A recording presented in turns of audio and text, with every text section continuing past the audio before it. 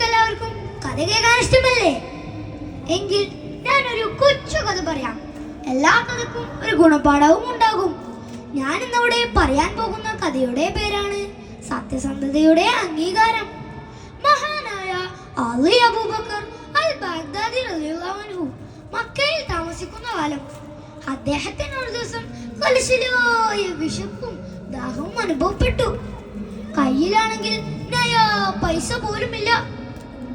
അങ്ങനെയിരിക്കെ അദ്ദേഹത്തിന് വയലിൽ നിന്ന് ഒരു പട്ടുകൊണ്ട് നിർമ്മിച്ച സഞ്ചി ലഭിച്ചു. അതിൻ്റെ ഉള്ളിൽ മറ്റൊരു പട്ടുസഞ്ചി, അതിൻ്റെ ഉള്ളിലായി വെട്ടിത്തിളങ്ങുന്ന മുത്തുമാല.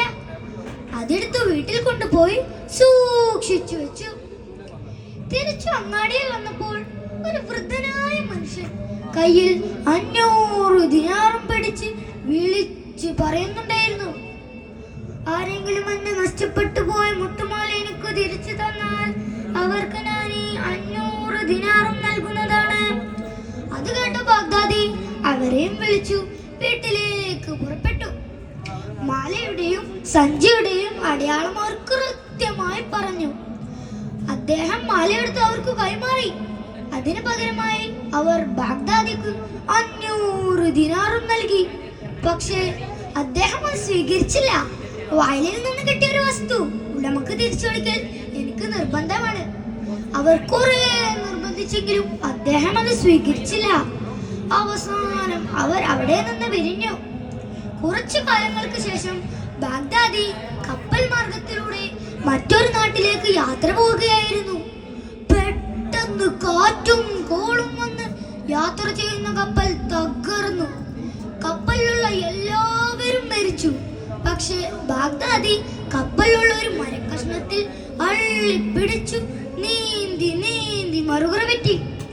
അവിടെയുള്ള ഒരു പള്ളിയിൽ ചെന്ന് ഖുർആനിൽ മുഴുകിയിരുന്നു.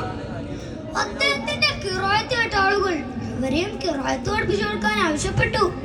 ഖിറാഅത്തിന്റെ കൂടെ എഴുത്തും വായനയും അറിയാമെന്ന് മനസ്സിലാക്കി അതും പഠിപ്പിച്ചു കൊടുക്കാൻ ആവശ്യപ്പെട്ടു.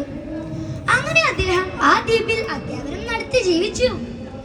ഒരു ദിവസം ഒരു കൂട്ടം ആളുകൾ വന്ന് ആ കൂട്ടത്തിലുള്ള ഒരു അനാഥ പെൺകുട്ടിയെ വിവാഹം കഴിക്കാൻ ആവശ്യപ്പെട്ടു. ആദ്യമൊക്കെ സമ്മതിച്ചില്ലെങ്കിലും അവസാനം വിവാഹത്തിന് നിർബന്ധിതരായി. വിവാഹ ദിവസം മണവാട്ടിയുടെ കഴുത്തിൽ കടന്ന മുത്തുമാലയോട് അദ്ദേഹം അത്ഭുതപ്പെട്ടു. തനിക്ക് വയലിൽ നിന്ന് കിട്ടി തിരിച്ചു കൊടുത്ത അതേ മുത്തുമാല. അദ്ദേഹം അതിലേക്ക് തന്നെ നോക്കിയിരുന്നു. അത് കണ്ട നാട്ടുകാർ അദ്ദേഹത്തിനോട് ചോദിച്ചു, നിങ്ങൾ എന്താണ് ആ മുത്തുമാലയിലേക്ക് തന്നെ നോക്കുന്നത്? മണവാട്ടിയെ നോക്കുന്നേ ഇല്ലല്ലോ. അത് കേട്ട ബാഗ്ദാദി ആ മാലയുടെ പിന്നിലുള്ള കഥ പറയാൻ തുടങ്ങി. അപ്പോൾ എല്ലാവരും തക്ബീർ ചൊല്ലാനും തുടങ്ങി.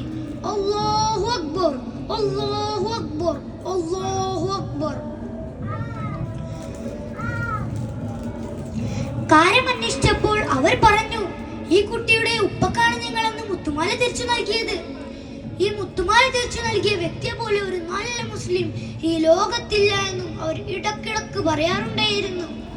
അതിനുശേഷം അല്ലാഹുവേ, നീ എൻ്റെ മകളെയും അവരെയും ഒരുമിച്ച് കൂട്ടണമേ എന്ന് അല്ലാഹുവിനോട് പ്രാർത്ഥിച്ചു.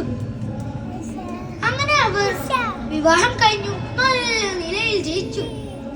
അവർക്ക് 2 കുട്ടികളും പിറന്നു. കൂട്ടുകാരെ, നിങ്ങൾക്ക് ഈ കഥയുടെ ഗുണപാഠം എന്താണെന്ന് മനസ്സിലായോ?